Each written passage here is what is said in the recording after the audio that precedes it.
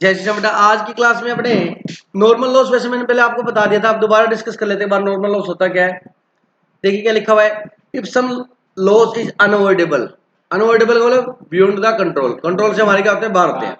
It would be spread over the entire consignment, उसको है ना अपने फैला देते हैं एंटायर कंसाइनमेंट में। कुल मिला के इसका मतलब ये है कि उससे क्या है कि हमारे कंसाइनमेंट की कॉस्ट पर यूनिट क्या हो जाएगी, बढ़ जाएगी।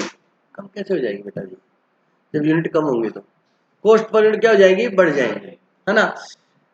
It would be spread over the entire consignment, उसको पूरे कंसाइनमेंट में, मतलब उसकी कॉस्ट है ना पूरा कंसाइनमेंट बियर करेगा। मान लो आपने पूरा कंसाइनमेंट 1 लाख का खरीदा और 1 लाख की 1000 यूनिट आई थी आपकी, कितनी आई थी, 1000। तो 1 लाख डिवाइड बाय 1000 कितने हो गए, 100 रुपए की यूनिट होगी। अब आपकी 1000 में से बेटा मान लीजिए 100 यूनिट खराब हो गई, कितनी यूनिट खराब होगी, तो अब अपने विचार 900 यूनिट का कॉस्ट क्या मानेंगे, 1000, 1 लाख मानेंगे।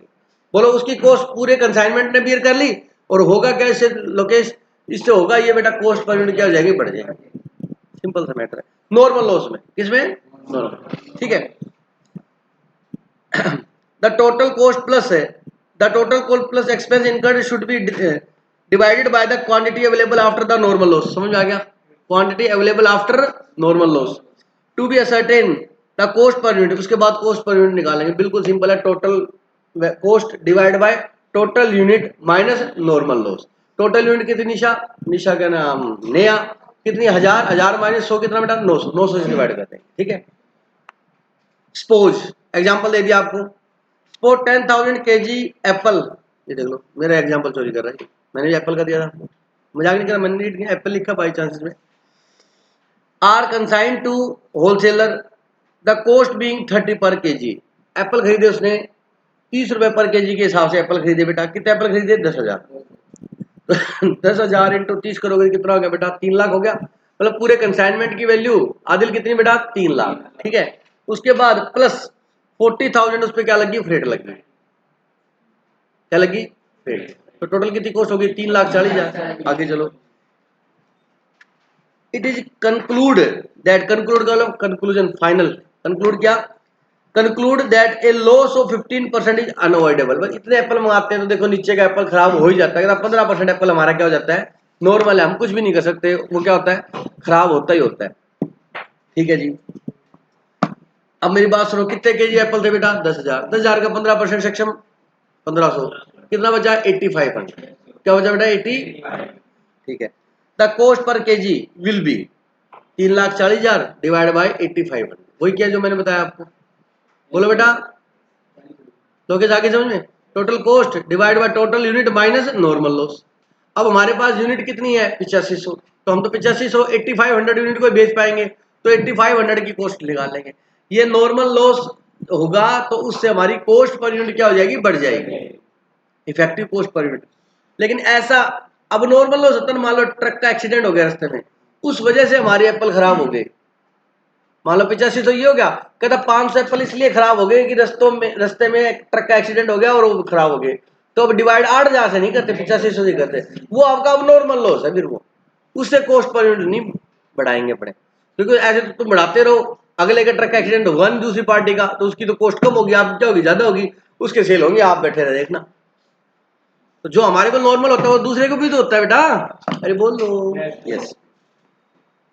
40 आ गया, कितना आ गया बेटा ये, 40 रुपए। इफ द अनसोल्ड इन्वेंट्री, मान लो 1,000 इन्वेंट्री हमारे पास बच गई, तो उसकी वैल्यू क्या आ जाएगी, 1,000 इंटू 40 कितनी आ जाएगी, 40,000। कोई डाउट है, according no entry is recorded for normal loss, बड़ी इंपॉर्टेंट लाइन है, अंडरलाइन कर लो।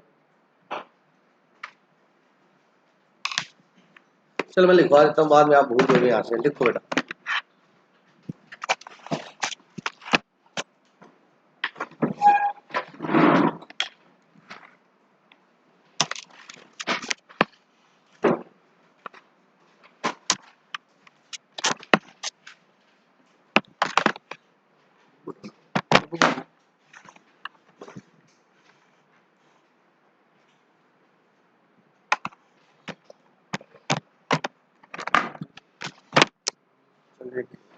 देखो बेटा, normal loss,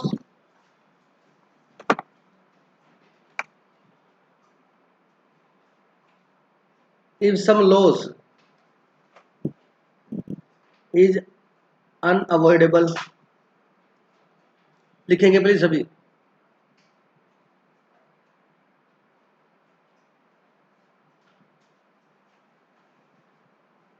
the total cost plus expense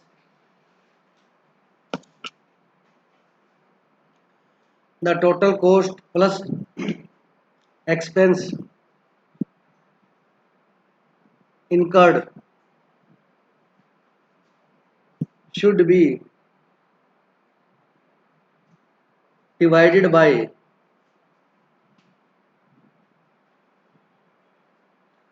the quantity available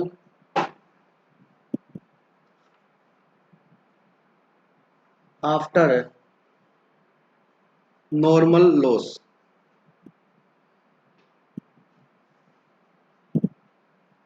To ascertain cost per unit. Remember that no entry is recorded normal loss.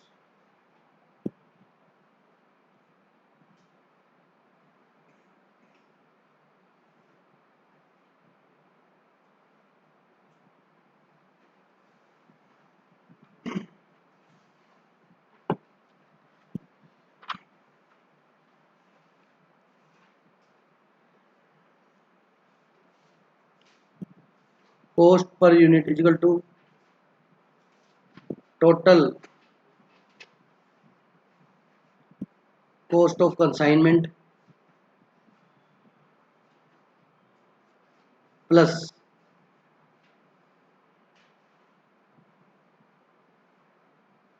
expense incurred divided by total units minus normal loss.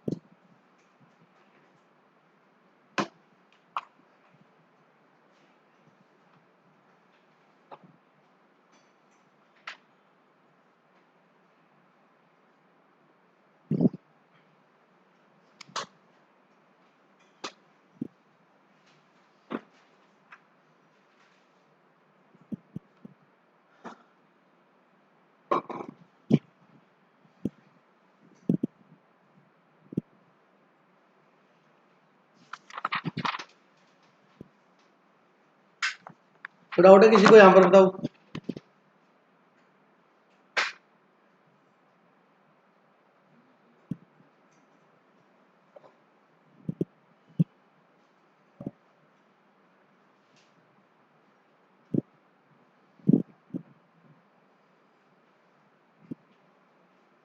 है किसी को doubt बेटा?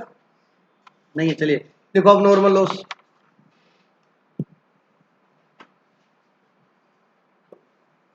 अब मेरी बात ध्यान से सुनना। अब नॉर्मल लॉस वो है कि कोई ट्रेजेडी होने की वजह से लॉस हुआ है, वो पार्ट ऑफ प्रोसेस नहीं है।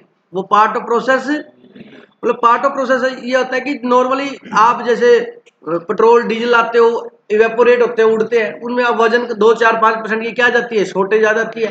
जैसे मैंने एग्जांपल दिया था व्हीट का, ये है ना, फ्लोर, आटा, मैदा, सूजी, जो बारीक चीजें होती है वो बैग में पैक हो जाती हैं। लेबर वाले बैग को उठाते हैं, वो लोड करते हैं, फिर अनलोड करते हैं, वहां से होलसेलर को आती है वो कटा बैग जो होता है आपका, वो 5-10 बार उठा के इधर उधर गिरते हैं, तो उसमें 10-20-100 ग्राम क्या हो जाती है, कम हो जाती है। That is normal.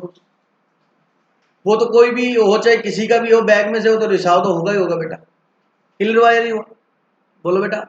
हाँ, तो वो तो नॉर्मल, वो तो कोई भी व्यक्ति हो, सभी को होगा, तो उसको नॉर्मल लॉस बोलते हैं। उसको लेस करके कॉस्ट पर यूनिट क्या हो जाएगी, इंक्रीज हो जाएगी। और इतनी समझ है आपने, सिंपल मैथ है। टोटल कॉस्ट को पहले टोटल यूनिट से डिवाइड करते हैं, अब यूनिट क्या हो जाएंगी, कम हो जाएंगी। तो यूनिट कम होगी, जब छोटी अमाउंट से डिवाइड करोगे तो ये सबको पता है, सिंपल मैथ है। तो बोलो, बात समझ आएगी नहीं? क्लियर है या नहीं है? चलो, अब नॉर्मल लॉस क्या होता है बेटा? अब नॉर्मल लॉस ये है कि एक प्रॉब्लम की वजह से लॉस हो गया, उस लॉस को हम किसे चार्ज करेंगे, पेडल से। किसे चार्ज करेंगे, पेडल। अब सर दिनेश सर एक बात आओ, आपने मान लीजिए, इधर ध्यान देना भाई सर, हमने 10,000 यूनिट खरीदी थी, ठीक है, एप्पल थी, जैसे मान लीजिए 1500 नॉर्मल हो गया, और 500 मान लीजिए वो एक्सीडेंट हो गया, उस वजह से खराब होगी, क्या होगी? तो वो आप इधर कॉस्ट कितनी डेबिट करोगे बताओ? कॉस्ट तो पूरी डेबिट करोगे, कितनी, जितनी उसकी एप्पल की थी। अब जो नॉर्मल लॉस है उसके लिए तो आपको एंट्री करोगे नहीं। अब नॉर्मल लॉस है ना, अब नॉर्मल लॉस जो हो गया तुषार, उसको हम सेल कर सकते हैं, नहीं कर सकते। तो उसको हम क्रेडिट कर देंगे कंसाइनमेंट अकाउंट में। क्या कर देंगे सर? क्यों? सुनो, उसकी कोस्ट डेबिट है, उसकी कोस्ट क्या की हुई है? अच्छा, अगर वो सेल हो जाता तो क्या हो जाता, क्रेडिट। सेल हुआ नहीं इसलिए क्रेडिट नहीं हुआ। बच जाता तो भी क्रेडिट हो जाता, क्योंकि क्लोजिंग स्टॉक लिखते शेयर साइड में, याद आया कि नहीं है? बचा भी नहीं, ठीक है। अगर आप इसको अब क्रेडिट नहीं करोगे ना, तो अब नॉर्मल लॉस का एक्सपेंस आपने चार्ज कर लिया कंसाइनमेंट से ही। ये बात किस किस को समझ में आ गई है बताओ? आगे बात समझे? अगर आप अब नॉर्मल लॉस को कंसाइनमेंट में क्रेडिट नहीं करोगे ना, तो इसका मतलब ये देखो, क्रेडिट नहीं करने से, क्रेडिट वो कंसाइनमेंट से चार्ज हो गया। ये बात किस किस को अब समझ में आ गई? एक लोकेश को, 1 2 3 4 5, इतनी आई समझ में? ध्यान दे बेटा, क्या करते हो बेटा? सिंपल सा एग्जांपल है, ये कंसाइनमेंट अकाउंट है, अब ऐसे ध्यान रखना, लाइन लगाने के लिए ये डीआर है और ये शॉर्ट में इसमें बताओ। आपने 1 लाख के गुड्स खरीदे, कितने खरीदे? तो कंसाइनमेंट लेके टू गुड्स कंसाइनमेंट कितना आ जाएगा, 1 लाख। बोलो बेटा, इसमें 10,000 का अब नॉर्मल लॉस है, कितने का लॉस है? तो आपके बच्चे कितने, 90। 90 में से आपने 60,000 के गुड्स, कितने के बेटा? 60,000, 60,000 के गुड्स आपने सेल कर दिए। क्या कर दिए? सेल कर दिए। सेल करो, बाय सेल यहाँ वैसे कंसाइन ही आएगा, सेल लिख सकते हो, लिख सकते हो। 60,000 के गुड्स आपने सेल कर दिए 80,000 रुपए में, प्रॉफिट भी तो कमाओगे। 60,000 की सेल कितने में कर दिए? चलो, यहाँ से क्यों लिखा, पता लग गया 20,000, इसमें क्या इंक्लूड प्रॉफिट। अच्छा, 60 के सेल कर दिए, बचे कितने आपके पास? 30,000। 1 लाख का था 10,000, अब नॉर्मल लॉस है, बचे कितने? 90। 90 में 60 के 80 में बेचे, ठीक है जी। कितना प्रॉफिट हुआ? 60 के 80 बेचे तो, और यहाँ आपका इन्वेंट्री दिखा दिया आपने, स्टॉक दिखा दिया, कितना बेटा? बोल, दिखा दिया नहीं दिखा दिया? 60 के 60 के गुड्स 30,000, 60 के गुड्स कितने बेचे? 80 में, ठीक है। तो बताओ प्रॉफिट कितना हुआ? 20,000। चलो, अब मैं अब नॉर्मल लॉस को क्रेडिट नहीं कर रहा, तो इधर का टोटल कितना आएगा? 1,10। इधर का कितना है? प्रॉफिट कितना आया? प्रॉफिट था कितना? 20,000। सर 20,000 तो 10 कैसे हो गया बेटा? 10,000 वो खर्चा चार्ज हो गया। सर कैसे चार्ज हो गया? वो इसमें जुड़ा हुआ है और ये डेबिट हुआ है। आप इधर डाल देते तो रिवर्स कर देते तो हट जाता, नहीं हट जाता, आपने डाया नहीं। अब बच्चे को ये बात समझ में नहीं आती, भाई इधर लिखने से हटता है, हाँ हटता है, क्योंकि ऑलरेडी इसके अंदर क्या है, वो डेबिट है। अगर आप नहीं लिखोगे, आपके सामने है, देख लो, 1,10 और 1,00,000। भाई साहब इतनी डिटेल में नहीं बताएगा कोई टीचर, ध्यान से सुन लो प्लीज। प्रॉफिट कितना है? 10,000। वो आपका टोटल 20 था, उसमें 10,000 लॉस चार्ज हो गया, नेट कितना बचा? 10 बचा। और आप अगर इसको लिख देते यहाँ पर, क्या? अब नॉर्मल लॉस कितना बेटा? 10,000। इस साइड का टोटल कितना आता? ये कितना था? प्रॉफिट कितना आता? 20। मतलब ये प्रॉफिट एग्जैक्टली कंसाइनमेंट से प्रॉफिट 20 है, वो लॉस हो गया, वो एक अलग बात है। सर वो लॉस कहां से चार्ज करेंगे? पेंडल। बोल, बात समझ आएगी? लिखो, अब नॉर्मल लॉस के बारे में लिखो। If any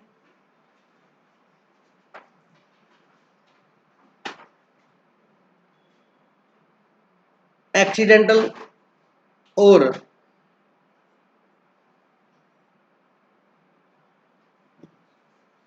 unnecessary loss occur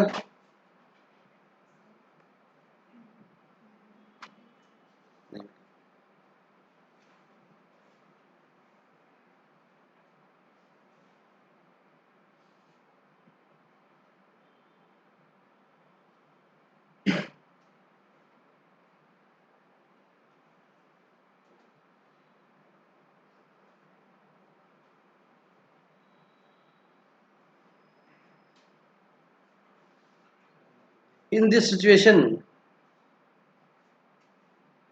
book में मत लिखना, मैं अलग लिखा रहा हूँ।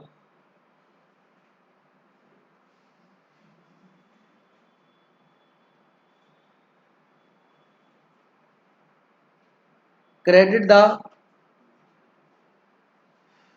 consignment account and debit abnormal loss account।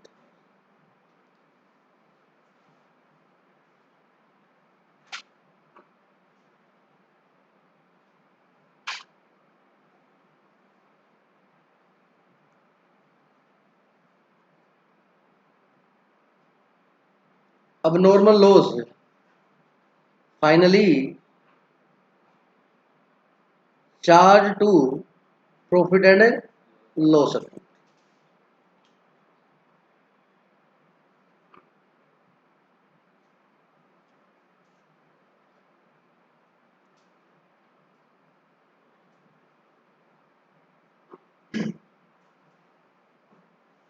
accounting entry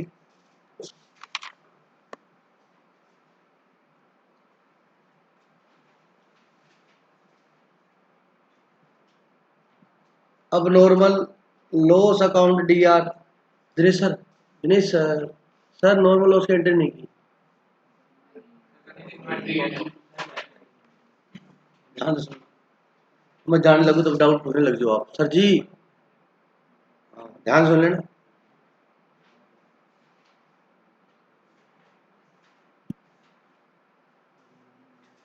abnormal loss account debit to consignment।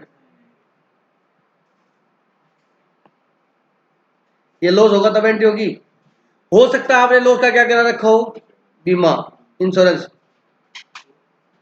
If abnormal loss is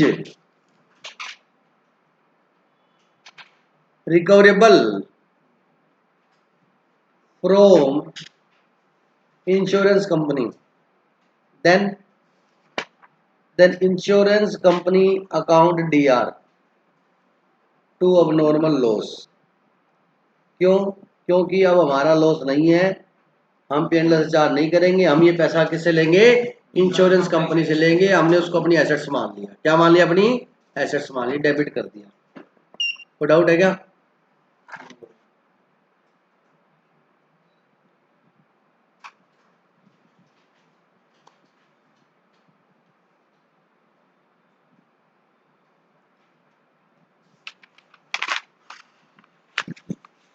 अगर अब नॉर्मल लॉस कौन देगी?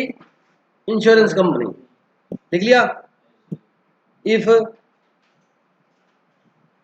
अब normal loss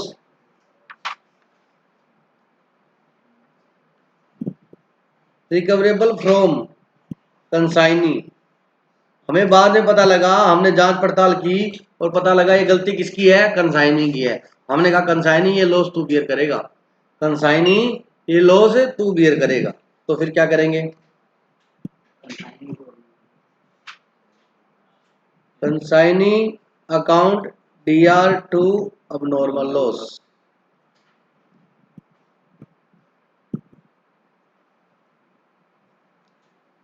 if abnormal loss not recoverable, मतलब कहीं से नहीं मिलेगा, आपका ही लॉस है वो, then charge to profit and loss. Profit and loss account DR to abnormal loss. ये कितनी सिचुएशन बन गई बेटा? 3। अगर उसका है तो उससे लेंगे, बीमा कंपनी से, नहीं तो कंसाइनी से, और नहीं तो हमारा लॉस है तो हम पेंडलर से चार्ज करें।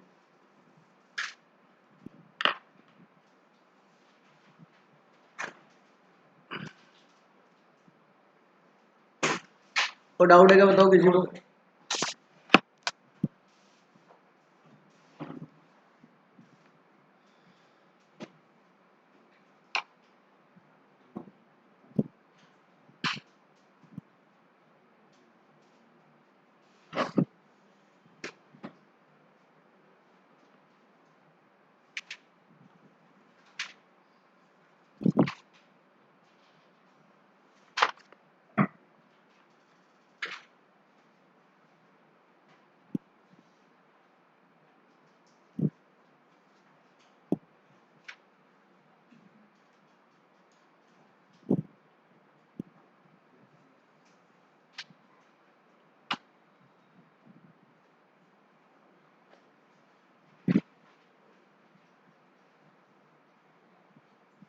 चलिए अब ध्यान से सुन लो बेटा, इस चैप्टर में से काफी कुछ आता रहता है इसलिए बार बार बता रहा हूं।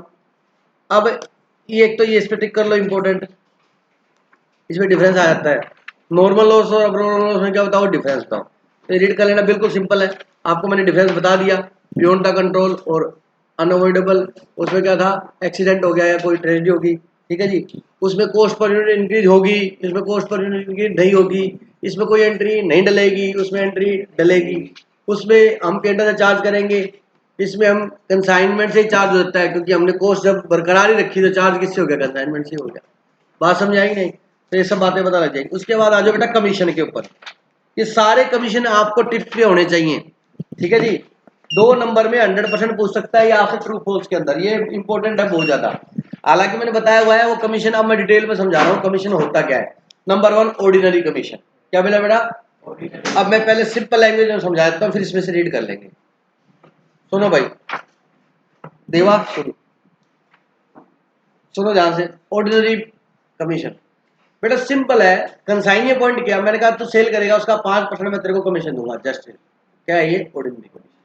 उसने सेल की 10 लाख का, उसकी 5% मिल जाएगा, उसने सेल की 1 करोड़ की तो उसका 5% मिल जाएगा, उसने सेल की 10,000 की तो उसका 5% मिल जाएगा। That is ordinary course of business में जो एक सेल्स एजेंट को जैसे कमीशन पे करते हैं वैसे ही कमीशन पे करते हैं ऑर्डिनरी। समझा क्या? चाहे वो क्रेडिट सेल करे चाहे वो कैश सेल्स करे, उसके अंदर नॉर्मल कमीशन मिलेगा। और नॉर्मल कमीशन के अंदर याद सुन लो, अगर बैड डेट्स हुआ है तो वो कौन बियर करेगा, कंसाइनमेंट बियर करेगा। कौन बियर करेगा? क्लियर है? दूसरा del credere commission. Del credere commission क्या होता है बेटा, क्रेडिट सेल्स करने का अधिकार देता है, क्रेडिट सेल्स के ऊपर वो डेल क्रेडिटर कमीशन देगा। किस पे देगा? क्रेडिट सेल्स के ऊपर, ठीक है। कई बार क्वेश्चन में वो टोटल सेल पे भी दे देता है, उससे हमें मैटर नहीं है, हमें टोटल पे निकालना होगा, लोग टोटल पे निकाल देंगे। मतलब ऑर्डिनरी मिलेगा मिलेगा, उसके अलावा एक और क्या मिलेगा, डेल क्रेडिटर कमीशन मिलेगा। या कई बार क्या होता है कि कैश सेल्स पे हम क्या देंगे, नॉर्मल, और उस पे क्या देंगे, डेल क्रेडिट, वो तो क्वेश्चन बताएगा।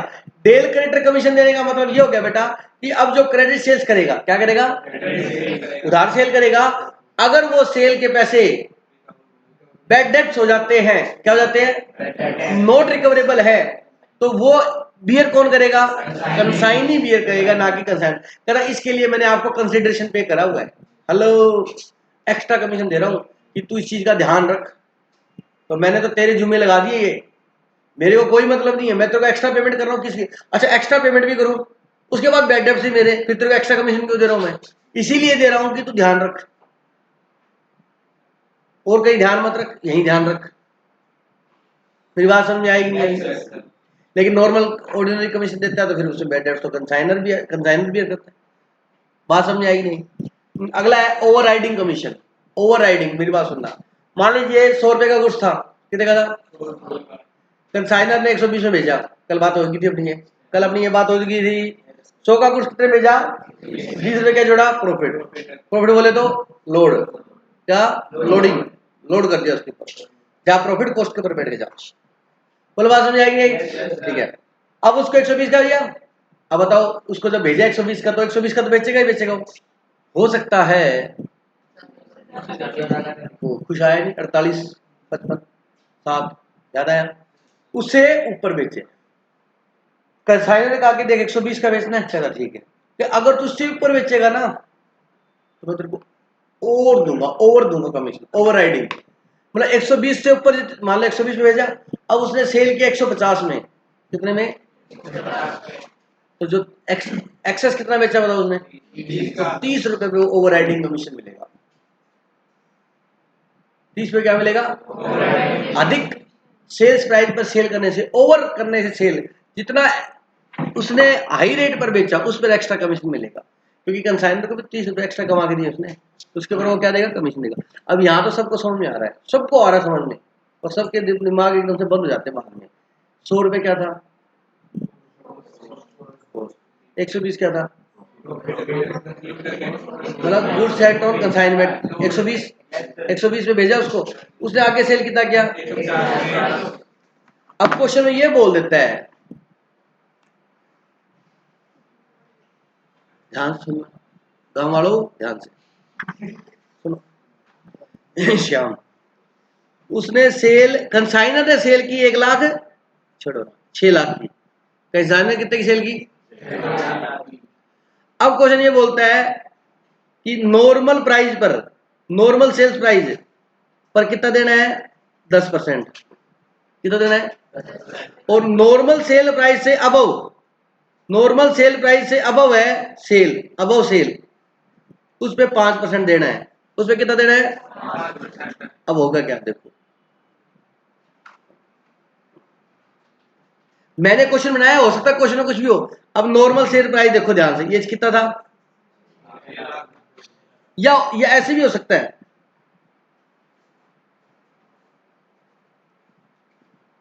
टोटल सेल प्राइस पे 10% देना है। श्याम जी सॉरी, क्वेश्चन में कुछ भी अलग भी कह सकता है, मैं मना नहीं कर रहा, मैंने एक क्वेश्चन बनाया है। टोटल सेल प्राइस का कितना देना है?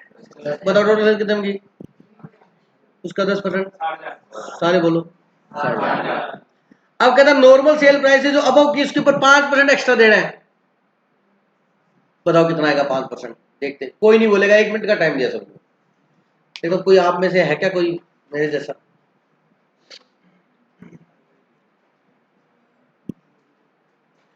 कोई नहीं बोलेगा, keep silent, use your mind not your mouth.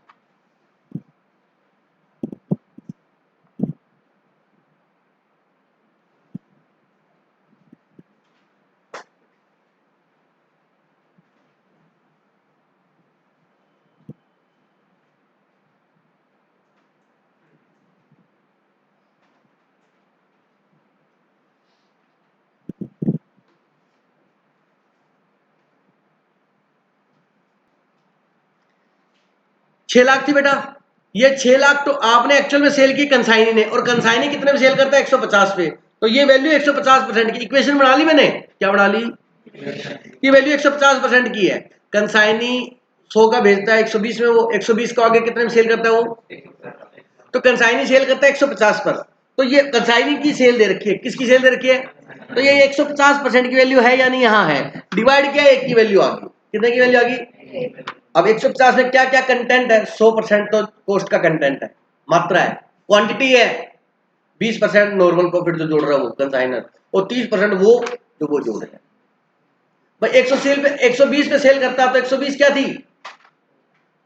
Normal cell थी, बोला।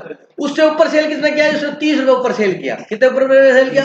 तो उस 30 की वैल्यू चाहिए हमारे को, तो इंटू क्या कर दोगे? 30, तो ऊपर वाली वैल्यू आ जाएगी। मतलब 120 150 के अंदर कितनी वैल्यू है? 30, वो 30 सेल वाली वैल्यू आ जाएगी। कितनी है बताओ बेटा? 1 लाख 1,20,000, और उसका कमीशन कितना देना है? 5%। कितना है बताओ? पूरी क्लास का गलत था, सिर्फ मात्र मेरे को छोड़ दी। आप देखो ना, कहता नॉर्मल सेल प्राइस है, अबव सेल है, नॉर्मल सेल प्राइस कितना? 120, उससे ऊपर वाली सेल निकालो पहले, कितनी है? 30 रुपए है, तो इसमें 30 वाली कितनी मात्रा है? वैल्यू निकालो 30 की, निकाली। 6 lakh divide by 1.5 lakh into 30, आगे ऊपर वाली सेल। बोलो बेटा। अब बच्चा बोलता है, क्या बोलता है ये? नवीन के दिमाग में शायद मेरे हिसाब से सर ये ऊपर वाले 30 सेल थोड़ा ना प्रॉफिट है। अरे भाई साहब, उसने वो कहता नॉर्मल सेल प्राइस से ऊपर जो सेल की, नॉर्मल सेल प्राइस तुषार कितना? 120, उससे ऊपर कितने में सेल की? 150 में, तो कितनी ऊपर बेची? 30 रुपए ऊपर बेची, तो उसके ऊपर 5% देना है, तो वो पहले निकालोगे तभी तो 5 लगाओगे। वो कहता कॉस्ट का 5% आप सेल का करते हो, गलत हो जाता है कि नहीं? तो वो सेम कहानी यहाँ पर है। 6,000 कोई डाउट है किसी को? धन्यवाद। Normal sale price above sale, ये लिखा है मैंने। कंसाइनर सेल करता ही नहीं, कभी कंसाइनर नहीं नहीं नहीं, तो कहाँ लिखी है मैंने कंसाइनर की सेल यार? नहीं, टोटल सेल बोला था मैं, टोटल सेल बोला था भाई साहब, मैं टोटल सेल बोला। प्लीज, हेलो, आगे बात समझ में? मतलब आप जब भी कोई फॉर्मूला लगाना हो ना, तो ये दिमाग में रखना कि वो कैलकुलेट किसके ऊपर करना है, वही चीज निकाल के उसके ऊपर लगेगा फिर वो। चलिए अब आइए मेरे साथ। कमीशन हो गया, commission is the remuneration paid by the consignor to consignee, बोलो सही है, वो अपनी सेवाएं देता है, उसके बदले में क्या मिलता है? कमीशन मिलता है। For the service rendered by the two the former for selling of the consign goods, three types of commission can be provided by the consignor to the consignee as per the agreement, either simultaneously or isolation they are, मतलब इकट्ठे भी provide करवा सकता है और अलग अलग भी। इकट्ठे समझ गए, इसमें ये, इसमें ये, इसमें ये, तीनों भी दे सकता है, एक भी दे सकता है और दो भी दे सकता है, और अकेला भी सिंगल भी दे सकता है। वो तो डिपेंड करता है क्वेश्चन में जो कहेगा हम निकाल देंगे। जैसे मेरे क्वेश्चन में क्या था, दो थे इकट्ठे, एक तो नॉर्मल पे और एक ओवरराइडिंग पे। चलिए, ordinary commission, the terms commission is simply denote ordinary commission, it is based on the fixed percentage of the gross sales, gross sales का मतलब होता है टोटल सेल्स, क्या होता है? gross sales, proceed made by the consignee, it is given by the consigner regardless of whether the consignee is making credit sale or not। इस बात का कोई ध्यान नहीं रखा जाता कि क्रेडिट सेल है या कैश सेल्स है, वो टोटल सेल का क्या दे देगा? कमीशन दे देगा। ये बताया था मैंने आपको। चलिए, this type of commission does not give any protection to the consignor from the bad debts and is provided on total sale। इस प्रकार का कमीशन किसी भी प्रकार की सुरक्षा प्रदान नहीं करता किसको? प्रेक्षक को। प्रेक्षक का मतलब कंसाइनर को, तो फिर उसको बियर करना पड़ेगा। बोलो बेटा, अगर नॉर्मल कमीशन देता है तो बैड डेब्ट डूबे वो किसके? कोई सुरक्षा है नहीं उसको। बोलो बात गलत है सही? Next, del credere commission, yes, to increase the sales and to encourage the consignee to make credit sales। और सेल को बढ़ाने के लिए, सेल कैसे बढ़ती है? आप उधार पे शुरू करो, सेल बढ़नी शुरू हो जाएगी। बोलो गलत बात है या नहीं? बोलो बेटा। और कंसाइनी को एनकरेज करने के लिए क्रेडिट सेल करता है वो। The consignor provide an additional commission, क्या बेटा? एडिशनल का मतलब तो ये हो गया कि नॉर्मल के अलावा। Additional commission generally known as del credere commission, this additional commission when provided to the consignee give a protection to the consignor against the bad debt। आप खुद लिख सकते हो ये बातें, तो सब पता है आपको। in other words, after providing the delegator commission, bad debt is no more than loss of consignor। अगर आपने delegator commission दिया है तो अब वो loss आपका नहीं है तो किसका है? it is calculated on total sale, क्या लिखा है? it is calculated on total sale। Sir ji ये तो क्रेडिट सेल पे निकलना चाहिए। हाँ, लेकिन क्वेश्चन वाला क्या बोलता है? Total, total sale, unless unless there is any agreement between the consignor and consignee to provide it on the credit sale only. अगर उनके अंदर एग्रीमेंट है कि भाई ये उधार पे दूंगा तो उधार पे मिलेगा, अगर एग्रीमेंट नहीं है तो किस पे दोगे? टोटल सेल पे। ये बुक वाले ने जम्पशन ले ली, ये होती है जम्पशन। बच्चा आता, मैं कमीशन निकालता, सर जी ये आपने टोटल पे क्यों दिया? मैं बेटा कुछ का ही नहीं हुआ। तो सर देखा जाए तो डेल क्रेडिटर कमीशन है ना, वो बच्चा मेरे को सुनाने लग जाता है। फिर सर देखा जाए तो मैं दिखा कि डेल क्रेडिटर कमीशन जो है वो उधार के लिए देता है। मैं कहा उधार भी निकालती है। मैं बिल्कुल सही है, मेरी जमीन आपसे मिलती है, अपने दोनों भाई भाई है। अच्छा, बुक वाले नहीं मिलती, बुक वाला कहता है टोटल पे निकालूंगा। ओवर राइडिंग कमीशन, क्या बेटा अगला? तो कभी भी जब बुक वाले जो मानना हो ना, उसमें आप अपना दिमाग को खराब मत करना। सर ऐसे हो सकता है, अरे बिल्कुल हो सकता है, जिस दिन आपको अधिकार मिले आप कर देना इसको। मोदी जी जो करना चाहते थे, जिस दिन मोदी जी को अधिकार मिला उसने कर दिया ना, कर दिया ना, कानून बन गया ना। तो वो ओहो उसकी विचारधारा यही तो है। हेलो, समझ रहे हो मेरी बात को? जो वो अपनाना चाहता है वो अप्लाई कर देता है, क्योंकि उसके कंट्रोल में आज। अब उसकी बातें कांग्रेस को नहीं जम रही या विपक्ष को नहीं जम रही, तो बोलते रहे। उसने जो काम करा वो कर दिया उसने। कानून बना दिया कि नहीं बना दिया? बना दिया। आर्टिकल 378 आया या और कुछ भी लाया, जो कानून बनाया। अब वहां पर यूपी में गवर्नमेंट योगी जी नया कानून लेके आ रहे हैं, 2 बच्चे होने चाहिए सिर्फ, तीसरा नहीं। अगर है तो उसके राइट से जाएंगे कुछ, अभी चल रहे हैं उसकी चर्चा। तो बहुत फास्टली ग्रो कर रही है पॉपुलेशन वहां की। 26 करोड़ हो गए कितने, 150 कंट्रियों की पॉपुलेशन 26 करोड़ से अबव नहीं है, ऐसी कंट्री है। ऑस्ट्रेलिया की कितनी है, 20-21 करोड़, इतनी यूएस की है। और अपन अगले यूपी समेट लेता सबको। गलत तो नहीं है। अरे पड़ोसी देश ले लो आप, छोटे छोटे के म्यांमार हो गया, बांग्लादेश हो गया, इधर पाकिस्तान हो गया, अफगानिस्तान हो गया, भूटान हो गया, इनकी किसी की भी नहीं, अकेला यूपी समेट लेगा। तो इसलिए जरूरी है बेटा keep silent. Overriding commission क्या लिखा है, it is in extra commission. Hello क्या है, extra commission allowed by the consignor to consignee to promote, बढ़ावा देने के लिए, to promote sale at a higher price. Sir ji आप से बढ़ाते हो, हाँ हायर प्राइस 120 से 150 at a higher price then specified और to encourage the consignee to put hard work करके इंसेंटिव दूंगा, कमीशन और दूंगा। पर अब ये से हार्डवर्क के लिए कब जरूरत होती है देखा जाए तो, जब नया प्रोडक्ट लॉन्च होता है, देखा जाए तो जब इसका मार्केट में कोई पहचान ना हो, है ना। To hard work in introducing new product in the market depending on the agreement it is calculated on total sales। ओहो सर जी आपने गलत कराया ना, मैंने क्वेश्चन में क्या लिख के दिया था आपको कि ये कमीशन किस में मिलता है, नॉर्मल सेल्स से अबव पर। अब क्वेश्चन पढ़ना जाएगा, it is calculated on total sales और क्या है the difference between actual sales and sale. 30 रुपए actual sale 150, normal sale 120, difference 30। तो आप किस पे निकालोगे, जिस पे क्वेश्चन बोलेगा। ये टोटल में भी निकल सकता है, ये डिफरेंस में भी निकल सकता है, और हमने क्वेश्चन किसका बना के दिया था, डिफरेंस का। बोलो बात समझाएगी। तो टोटल सेल और difference between the actual sales and sales, actual sale समझ गए 150 और सेल प्राइस क्या डिसाइड किया था 120। Sale price at invoice price 120 था। कंसाइनर कंसाइनी को कितने में इनवॉइस करता है 120 पे, और एनी स्पेसिफाइड प्राइस, और किसी और प्राइस पे भी निकाल देता था जी, वो प्राइस बताओ, क्वेश्चन बताएगा। क्वेश्चन बोलता कोस्ट से जितनी ऊपर बेचा उस पर निकाल दो, कोस्ट 100 थी तो उससे ऊपर कितना बेचा 50, फिर वहां टू 50 आ जाता। डिपेंड करता है सरकमस्टांसेस पर, परिस्थितियों पर निर्भर करता है, किस पे निर्भर करता है, ठीक है जी। In order to encourage the consignee to earn a higher margin, it can also be in the form of share of additional profit made by the consignee on sale of goods। ये extra payment दी जाती है। यहाँ तक किसी को doubt बेटा? आज मैं इसका पूरा ही कार्यक्रम खत्म कर दूंगा। कमीशन समझ में आ गई सभी को?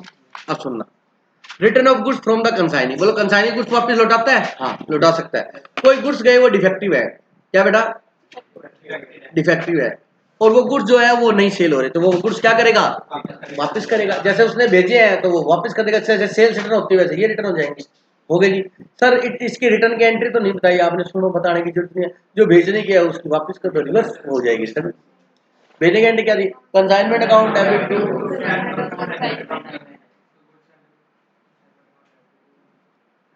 हो गया पूरा। रिटर्न की क्या होगी, goods and on consignment account debit to consignment. अब क्वेश्चन में आपको एक ध्यान से सुन लेना, जिस रेट पर भेजे है ना उसने उसी रेट पे वापस होंगे। अब पता है क्वेश्चन वाला क्या करेगा, भेजे उसने इनवॉइस पे, किस पे भेजे, कोस्ट में 20% जोड़ के, क्या जोड़ के, कोस्ट में।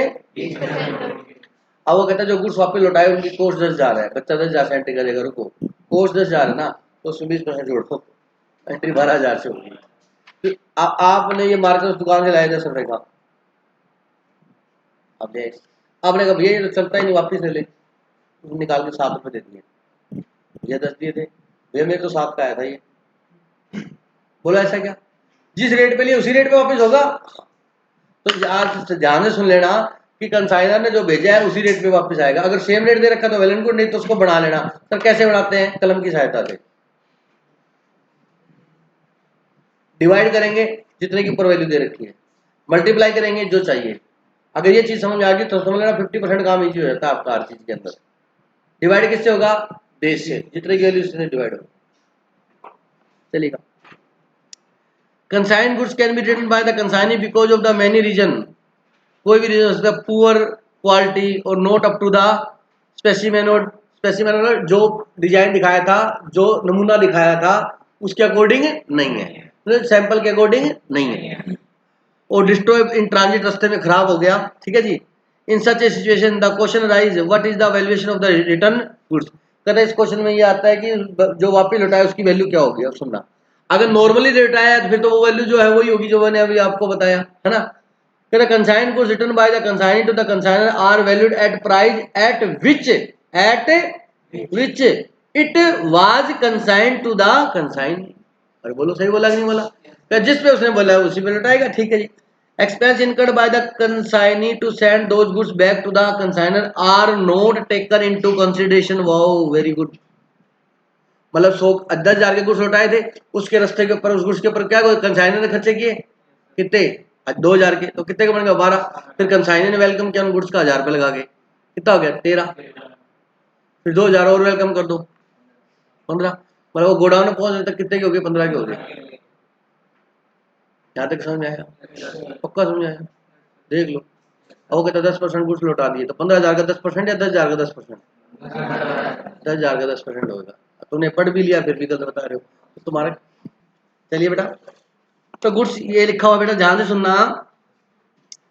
Expense incurred by the consignee to send those goods back to the consignor are not taken into consideration. मतलब आपको प्लीज, उसने 10,000 के गुड्स थे, फिर 3,000 2,000 कंसाइनर ने खर्च किए, 3,000 कंसाइनर ने खर्च किए, तब जाके वो गुड्स कहां पहुंचे? गोडाउन में पहुंचे।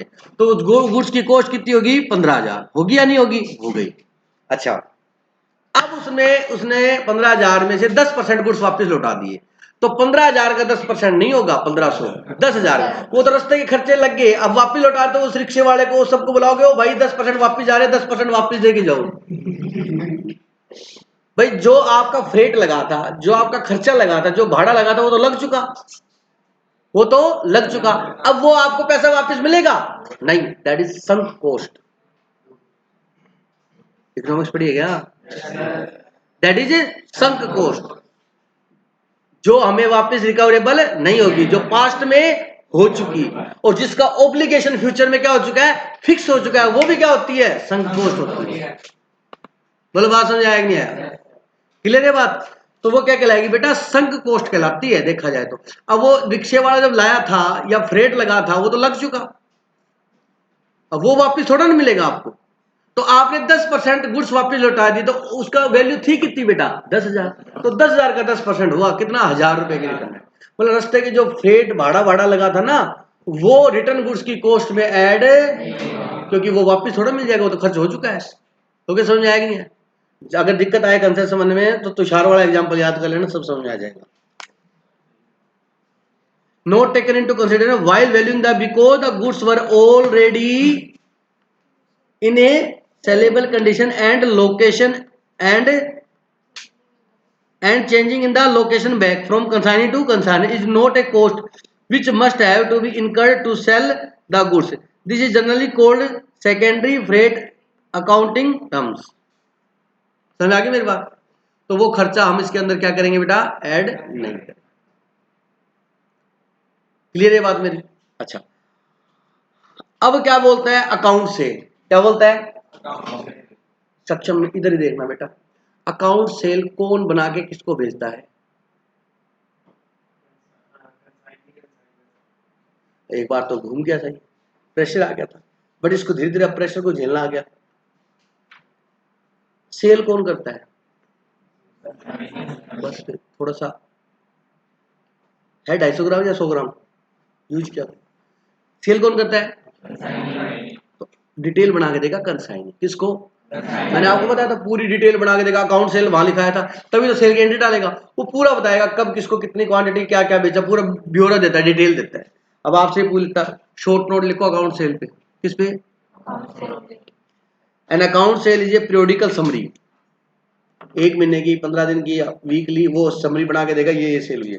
Periodical summary statement send by the consignee to the consignor. It contain detail regarding, उसके अंदर ये डिटेल होती है कितने की सेल हुई, expense incurred on behalf of the consignor, consignor के बिहाफ पर उसने उसके ऊपर कितना खर्चा किया, कमीशन कितना अर्न किया, अनसोल्ड इन्वेंट्री जितनी उसके पास कंसाइनर के पास बच गई, एडवांस पेमेंट जो कंसाइनर ने किसको दी, कंसाइनर को दी, और सिक्योरिटी डिपॉजिट, उसने भैया गुड्स बेचे तो कहा एडवांस पेमेंट का, तो भाई साहब मेरे पास तो एडवांस नहीं है, कहता फिर ऐसे कर सिक्योरिटी दिला दे कहीं से, मैं तेरे को गुड्स भेज रहा हूँ, कल को तू जयपुर से ही ललित मोदी जी के पास चला जाए, एडवांस पेमेंट और security deposit with the consignor and to the extent to which it has been adjusted, मतलब उसने कोई सिक्योरिटी दी थी या एडवांस मनी दी थी, वो एडवांस मनी उसने एडजस्ट कितनी कर ली है, करी थी ना उसमें जो 16,100 रुपए बैलेंस बचा, पूरी एडवांस मनी एडजस्ट कर ली थी, तो उसके बाद क्या बैलेंस बचता है, बैलेंस पेमेंट ड्यू और रेमिटेड, मतलब कितने बाकी पैसे देने हैं या लेने हैं, ये सब डिटेल देगा। It is a summary statement and is different from sale account.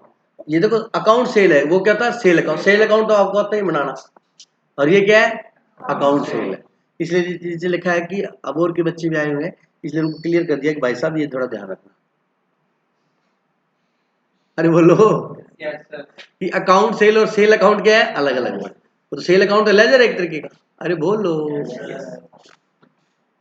ये कार्यक्रम हो चुका था अपना, चैप्टर अपने अंतिम पड़ाव की तरफ जा रहा है धीरे धीरे। कोई डाउट है क्या इसमें? परफॉर्मा इनवॉइस और बता देता हूँ मैं आपको।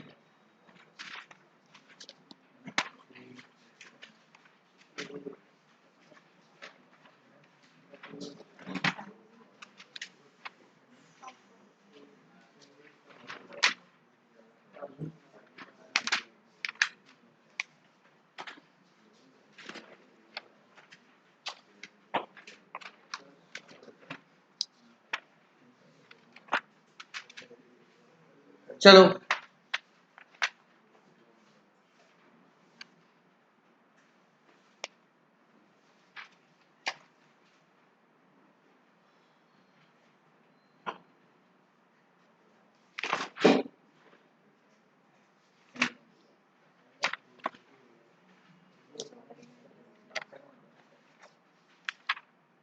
कहाँ गया बेटा? हैं लास्ट लास्ट परफॉर्मा इनवॉइस क्या होता है बेटा कि जो कंसाइनर पूरी डिटेल भेजता है कि मैं इतना गुड्स भेज रहा हूँ, इतना क्वांटिटी का भेज रहा हूँ, और ये इसका रेट है, इस रेट पे आपको बेचना है, पूरी डिटेल देता है। कौन देता है? कंसाइनर। तो इसमें डिटेल लिखा नहीं हुआ, लेकिन इसमें समरी में लिखा हुआ है इसके बारे में, लास्ट लास्ट पॉइंट समरी का बेटा। Proforma invoice is made to show the high value of goods consigned to the high value of goods consigned than the cost, and entries in the books of the consignor are made out of the that basis. Even the inventory remaining unsold will initially be valued on the basis of the invoice price. सुनो ध्यान से, मतलब proforma invoice के अंदर नाम ही क्या, देखो invoice, invoice का मतलब आपको पता ही है भाई, उसमें ये बताएगा कि इसको किस वैल्यू के, देखो कोस्ट से हाई वैल्यू होगी नहीं, मतलब हाई का मतलब उसमें क्या जुड़ गया, प्रॉफिट जुड़ गया, तो परफॉर्मा इनवॉइस में वो वैल्यू बताएगा कितने की बेटा, 120 की है मान लो, ठीक है, तो वो उस 120 के अकॉर्डिंग ही क्या करेगा, एंट्रीज करेगा सारी, आपने क्या तो है बेटा consignment at cost, consignment at invoice, तो प्रॉफिट जोड़ देंगे, ठीक है, फिर उसको अपने जो बचा हुआ स्टॉक है वो भी किस पे दिखाते हैं, इनवॉइस पे दिखाते हैं, तो परफॉर्मा इनवॉइस में जब वो भेजेगा तो उसकी वैल्यू इनवॉइस के अकॉर्डिंग डालेगा, और उसकी एंट्री भी सारी किसके अकॉर्डिंग होगी, इनवॉइस, और बचा हुआ जो स्टॉक की डिटेल भेजेगा वो भी किस पे लेगा, उस पे इनवॉइस पे ही लेगा। और भी इसमें नीचे स्टार्टिंग वाला तो करवा दिया था, आप इलस्ट्रेशन नंबर 2 देखो, आप सभी इलस्ट्रेशन नंबर 2 देखिएगा बेटा, देखो बेटा illustration number 2, x please read करेंगे सभी, x and on 1 July same है क्या, इसमें किसकी एंट्री पूछी है? कंसाइनी की पूछी। अब सुनो ध्यानपूर्वक सुनो, कंसाइनी की एंट्री बता देता हूँ। चलो कंसाइनी की भी बताइए ना। लिखो बेटा, बुक्स ऑफ कंसाइनी लिखो शाबाश। अभी मैंने किसकी बुक्स कराई आपको? कंसाइनी। अब लिखो बुक्स ऑफ कंसाइनी।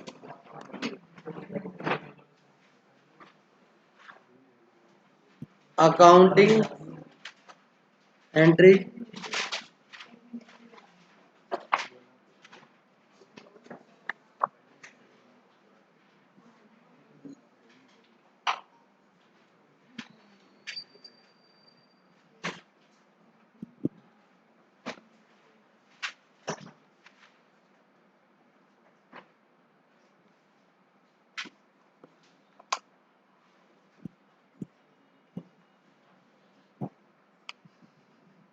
अब मेरी बात ध्यान से सुनो।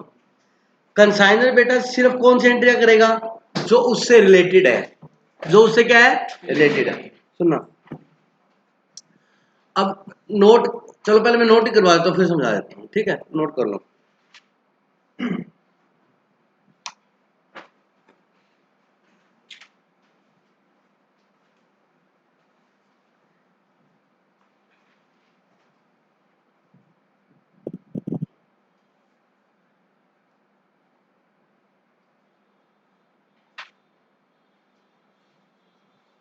कैश बैंक या debtor account debit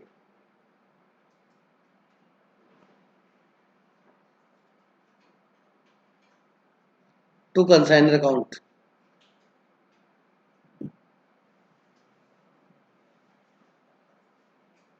for commission and expense incurred.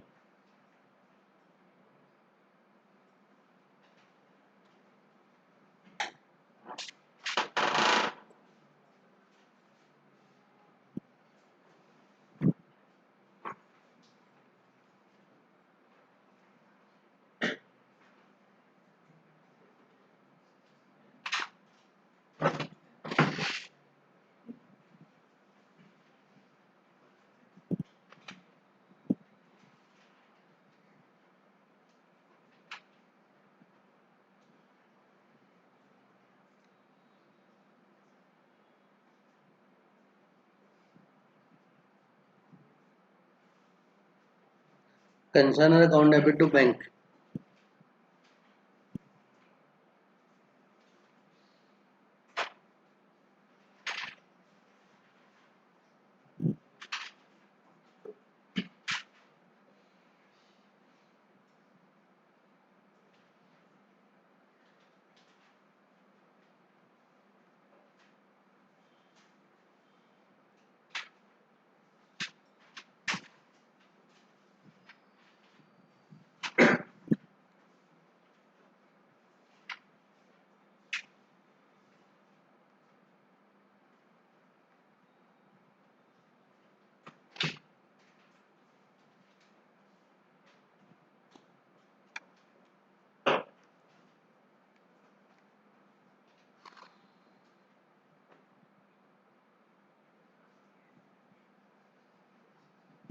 Please बेटा।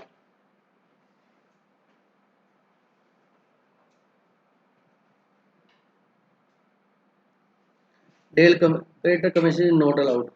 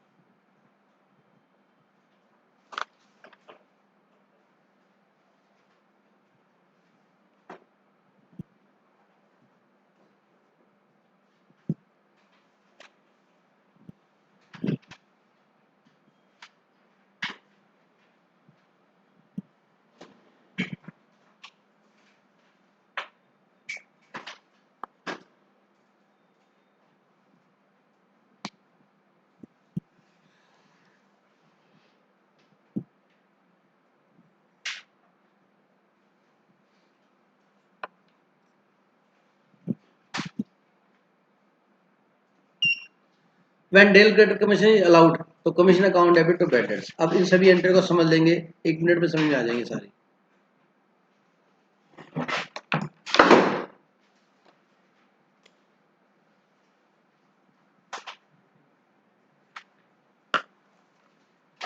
प्लीज, तो शादी भी लेट हो जाएगी 6 महीने।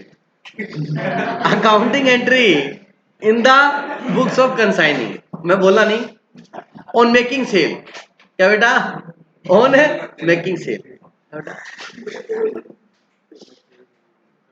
कुछ बोल रहे थे आप, एक हफ्ता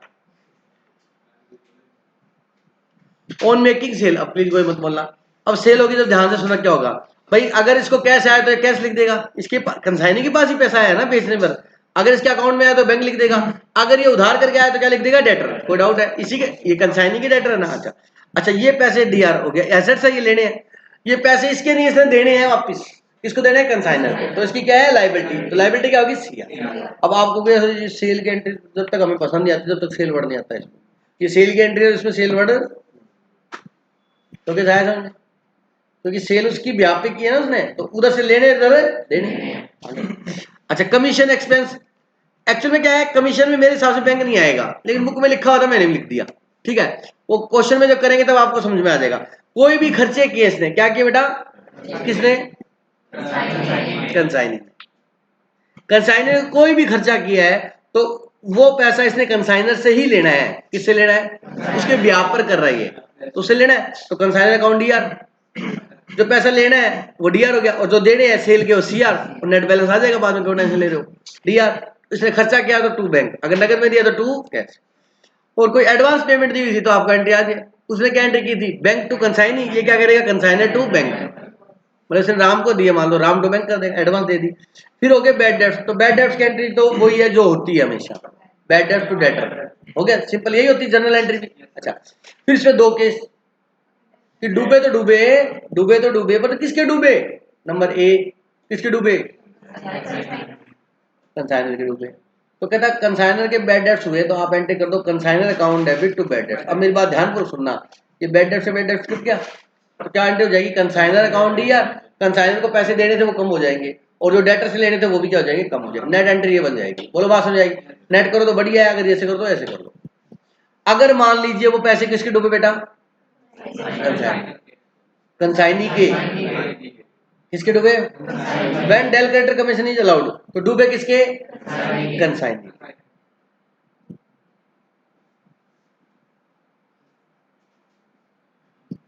तो इसने एंट्री की है commission account to bad debts. Reason सुनो इसका, इसका जो कमीशन था ना, किसका, उस कमीशन में से वो पैसे क्या करेगा, काट लेगा। तो कमीशन इसकी क्या है, थोड़ा सा ढंग से पढ़ो यार, कमीशन इसकी क्या है, इनकम है। तो इनकम इसकी क्या हो जाएगी, कम। इनकम कम करने के लिए क्या करेंगे, बात समझ आ गई है। तो इसके ऊपर आपको क्वेश्चन दिए हुए, आप 2-3 एंट्री को काट के नेट भी कर सकते हो, बच्चा मतलब ऐसे हो सकती है, हाँ हो सकती है, कोई दिक्कत वाली बात नहीं। आगे बात समझ, सुनना ध्यानपूर्वक मेरे बेटा।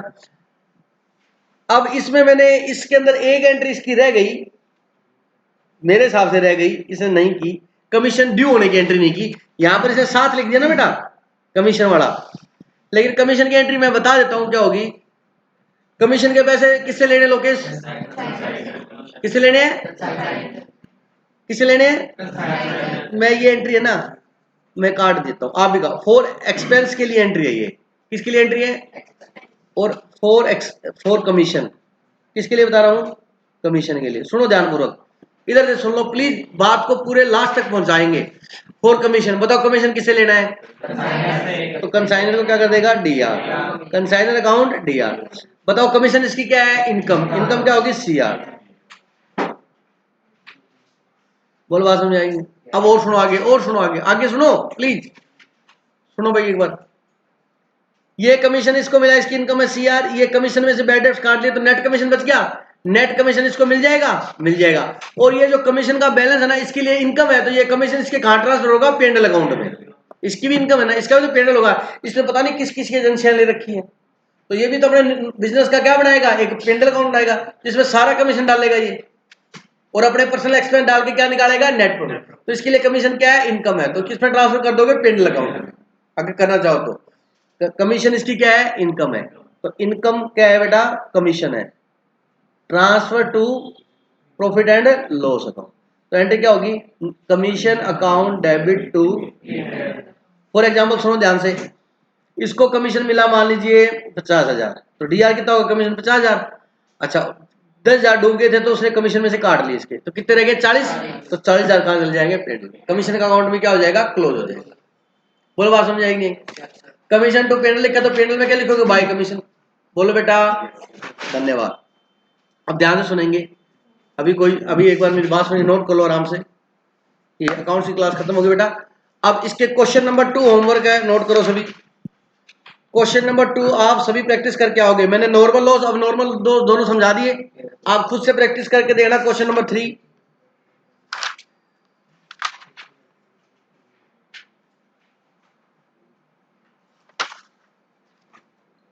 क्वेश्चन नंबर 3, क्वेश्चन नंबर 4, बस ज्यादा नहीं दे रहा। इलिस्ट्रेशन नंबर 2, इलिस्ट्रेशन नंबर 3 और इलिस्ट्रेशन नंबर 3 ही इलिस्ट्रेशन दिया आपको करके, आपकी नोटबुक में होने चाहिए कल।